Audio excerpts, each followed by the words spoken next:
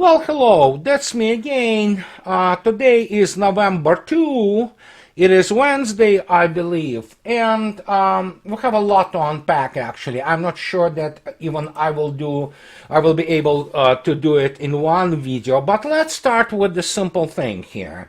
And that thing is that Mr. Rubini is known as the prophet of the modern economy, Western economy primarily, and what it stands for, which is not really economic science anymore. But look at this. Everybody begins to, spin those news when Mr. Rubini suddenly comes to the conclusion that World War III has already effectively begun.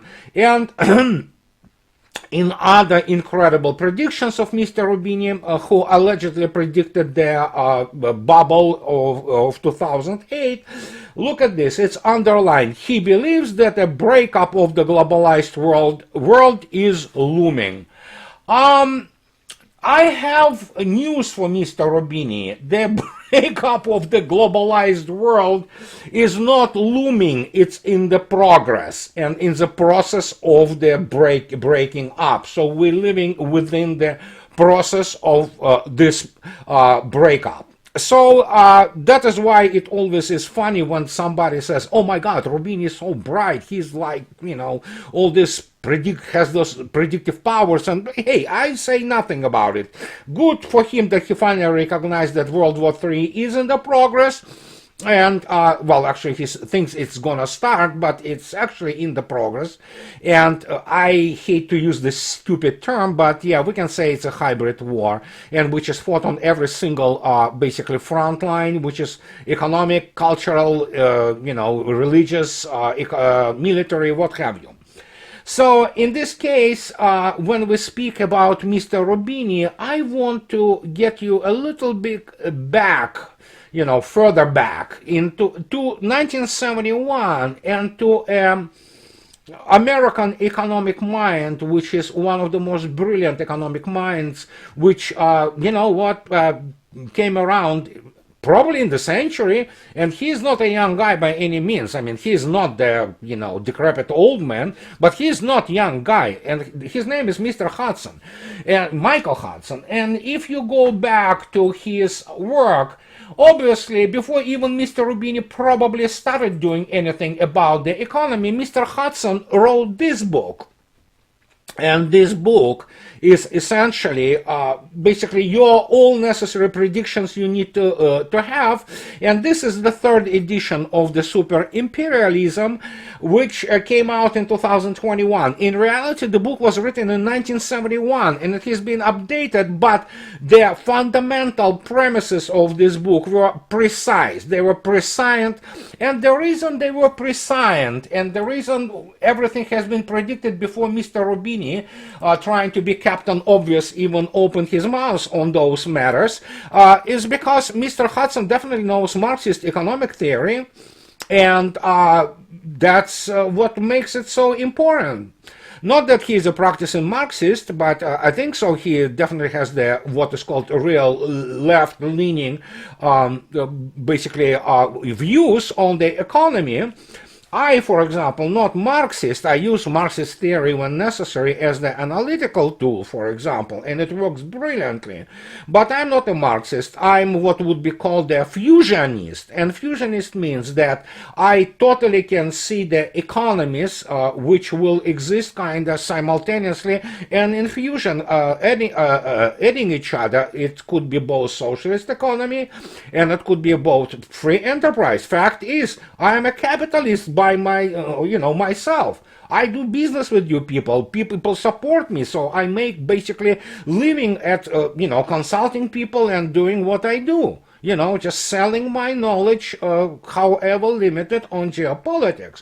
In this particular case, I'm capitalist, and I don't think that, for example, state, like the control of the economy has any business in such things as small and middle-sized businesses ranging from restaurants to some retails to sewing clothes or making shoes or providing essential services, or again serving you burger or serving you in the upscale restaurant, state has no freaking business there. State, however, has to have a real business in managing the strategic resources of the nation, because it is a fundamental national interest. And in this respect, you can call me Marxist if you wish, but Russians, who are really big on memes, obviously they use this one. And I think so. It's very funny, and this also explains why whenever anyone in be that completely nut jobs, what so-called nominal left in the United States, be that MSNBC or CNN or what have you, or in this case on the right, from Fox to whatever the right-wing observers, saying about that, oh, American left. I have news for you guys. There is no American left, so to speak, in the United States, because what you see and what passes in the United States as left has nothing to do with the classic left and has zero relation to Marxism or whatever the fundamental theories which have been produced by the true left leaders throughout our, modern age. And I'm talking about from probably even the utopists, European utopists, who were, dreaming up those Fata Morganas, to basically, times of Adam Smith. And then, of course, Marx and anybody who is on the left try to present or develop all kinds of the economic theories of Marxism. But Russians, who are really big on memes, they came up with this meme which explains it, why, for example, Russians do not even consider American left. And Russians, unlike American left, they have a much better understanding and much better concept and grasp of Marxism and what left means than there ever was the case in the United States. And look at this. Here's this wonderful meme, which is, of course, you recognize it. It's from the Terminator. And here's Terminator ask, who are your parents? Are they left wing or the right wing? And obviously he says, they're left wing. And Terminator calls, Mom, tell me, are left-wing people are fighting for against the private property on the means of production, or for the rights of the minorities? And Mom answers, of course we fight for the rights of the minorities. Why do you ask? And Terminator tells, your parents are dead. And this is exactly the case with the American or Western left, which have been purged. Then it was substituted with the Frankfurt School, which is pseudo-left. Basically, they took out their fundamental economic theories and basically perverted them, projecting them into the cultural field, and that's how we got the thing which we have today, the whole woke culture, woke cancel culture. We have the people with the gender confused and things of this nature. That's what we have. And when anybody says that they are left, they're not left. They are a classic product of the neoliberalism. In fact, is in the Soviet Union, and believe me, I know the Soviet Union better than any Soviet dissident who ever presented their bullshit, sold it in the United States or in the combined West. I know it much better, because obviously those dissidents, from Solzhenitsyn to Bezmenov to all kinds of people like that, they have no idea about my generation. And my generation, which was born in the 60s, baby boomers, who went through the pinnacle and the apex, so to speak, of the development of the Soviet Union. And it was my generation, and it is now my generation, which is in the political power. And obviously, when you have people like Rebecca Korfler or Solzhenitsyn or whatever the huge number of the Jewish immigrants, dissidents, and they tell you those things about the Soviet Union and how it operated, obviously you will never get the real picture, because it's primarily bullshit and it's done for the personal gain or selling to American or Western audience, so to speak, and telling them what they want to hear. Reality, of course, was very complex, and fact is the Soviet Union was never, for example, a Marxist, purely Marxist country. It was a classic state capitalism society, but with a very conservative streak, and that's what nobody tells you about. Soviet Union was an extremely conservative society. And the picture which was basically presented to Western public by all kinds of the think tanks and manipulators, because Western media and Western academy, so to speak, they are manipulators. They don't know shit about any subject. They basically tell you what they need to tell you in terms of the propaganda expediency and interests which whoever organization or state imposes on people. And that is why when you tell them that Soviet Union was extremely conservative country, there was no LGBT. I mean, there was, but at that time they were actually persecuted. People from the Frankfurt School, all those Marcuse and all those people who were developing all this third wave feminism and all those perverted practices, they were viewed as the anomaly, and they were not even viewed as real Marxists. But you know what? Hey, if it sells really well in the West, why not sell it? But the truth is, of course, that theoretical Marxism, of course, it's kind of, as any kind of economy, it's a utopian to a large degree theory. It's it's a good one of the good tools which allows you to basically form the complex and integrated view on the history. You don't have to be Marxist, but you can use Marxist analytical tools and dialectics to figure things out. And guess what? I use it all the time. Many people use that. Many people use this kind of the economic approach, and Mr. Michael Hudson is one of the most brilliant of them, and that's why I showed you his book, which I think so is a must read for anybody who wants to understand what is going in the modern West. And fact is, I refer to Michael Hudson very often in my writings, and for example, my new book will contain many references to him yet again, because as I already stated, it's one of the most brilliant economic minds, which also straddles not just merely economic issues. He is a wonderful economic historian, and he definitely understands that economy is much more complex than merely the matters of exchange, and it involves such things which are pure geopolitics and military. And what I want to say, my friend Andrei Raevsky also published today one of the articles by Mr. Hudson, and he describes there the Germany's position in America's New World Order. You can always visit Andrei Raevsky, also known as The Saker, his blog, and read there. And Michael Hudson here speaks about the fate of Germany, and the only thing which I might kind of diverge with him a little bit is that we shouldn't be really viewing Germany in a sense as this key nation in a larger Eurasian scheme of things, because while Germany definitely was a powerhouse industrially, it still had, economically, it is not as significant as, for example, today's Russia, let alone China, which absolutely dwarfs Germany in every single respect. But obviously, Germany was important. It was important for the Middle Europe and what is called Middle Europe, and it was important for the European Union. And of course, Michael Hudson, when he speaks about the fate of Germany, he correctly states this. Look at this.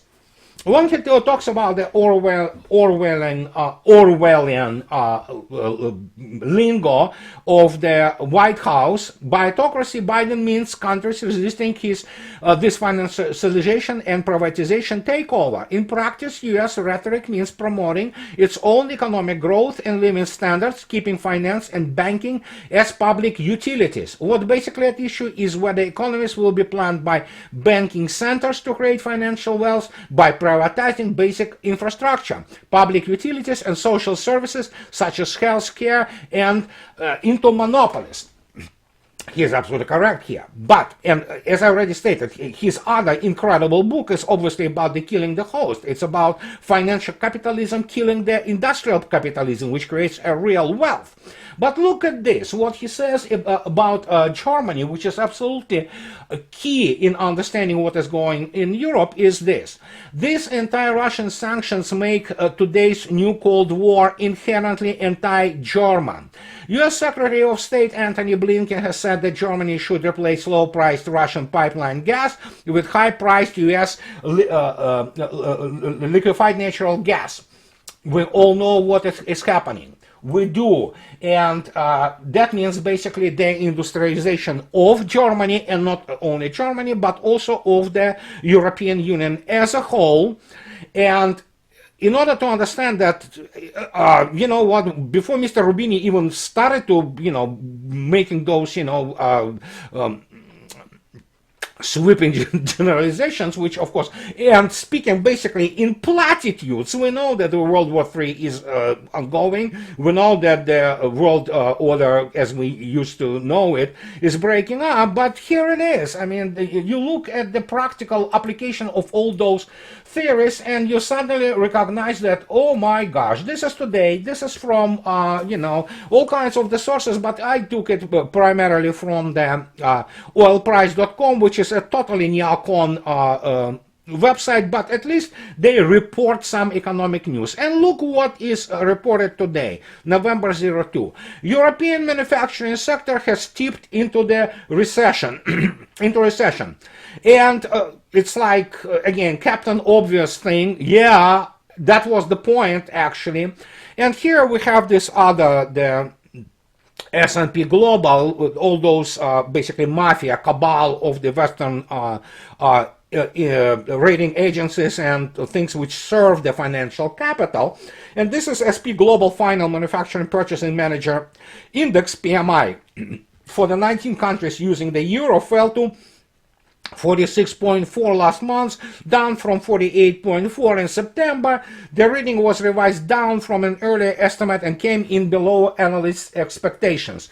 Well, what can I say? I mean, this is pre-planned, so to speak, by people in Washington. But as I already stated, I mean, the whole idea, it could have worked if the Washington would try to preserve the European standard of living and basically their ability to pay, that they have to be solvent.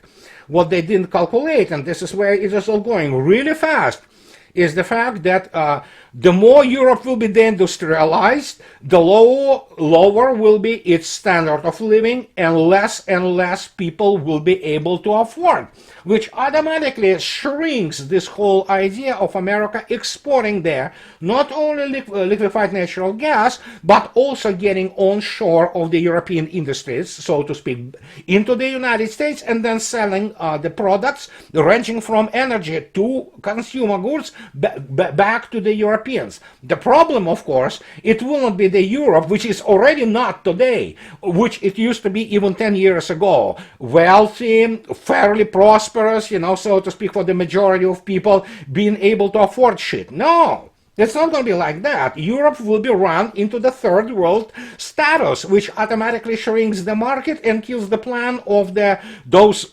thinkers, so to speak, you know, in Washington, who wanted to kind of, you know, the way it was for, as Michael Hudson writes, and everybody who has a brain, they write about it, that was the idea to kind of save America's economy. So no, it's not going to be saved.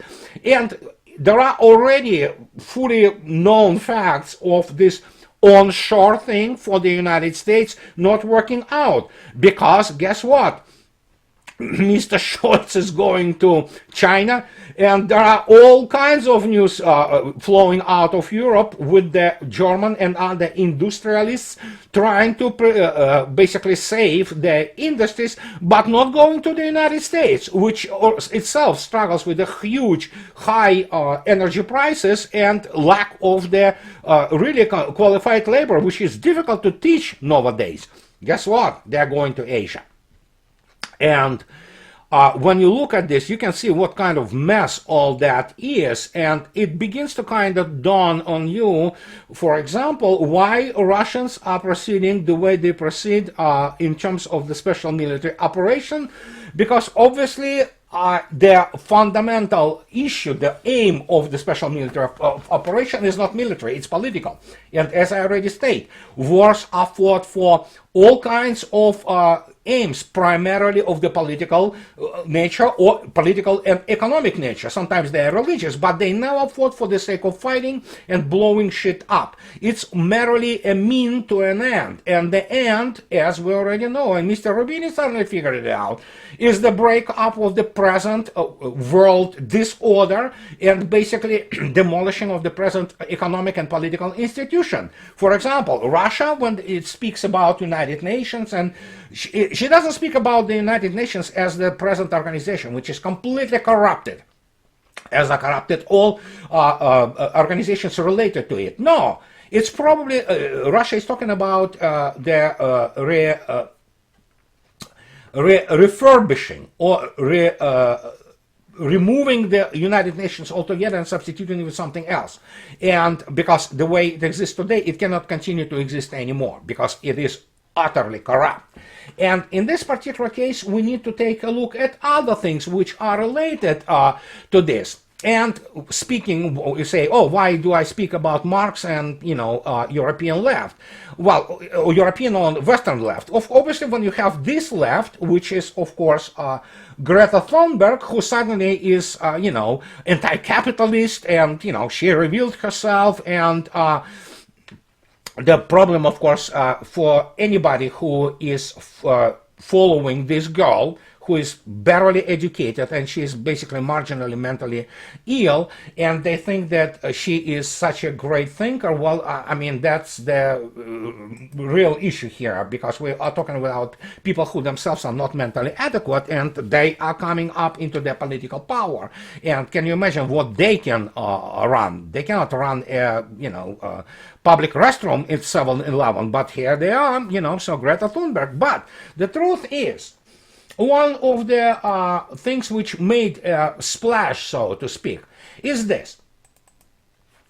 Suddenly they talk about, oh my God, Russia may bring back Soviet-era practice, some of the officials stated. Responding to a senator's idea, the Industry and Trade Ministry said the State Planning Committee could be revived to deal with the defense sector. Right. And truth is, and here we have to take a look seriously at the issue of the national security.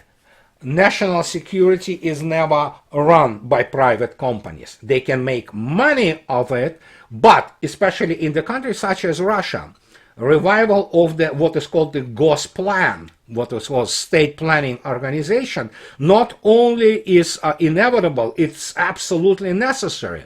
And when you begin to get this consensus between legislators and the people from government who say that, yeah, we can kind of apply this thing, for example, to defense sector, I need to make a special video for people to explain what defense sector is and how it is planned and why you need and you must have the real planning organization for the defense sector.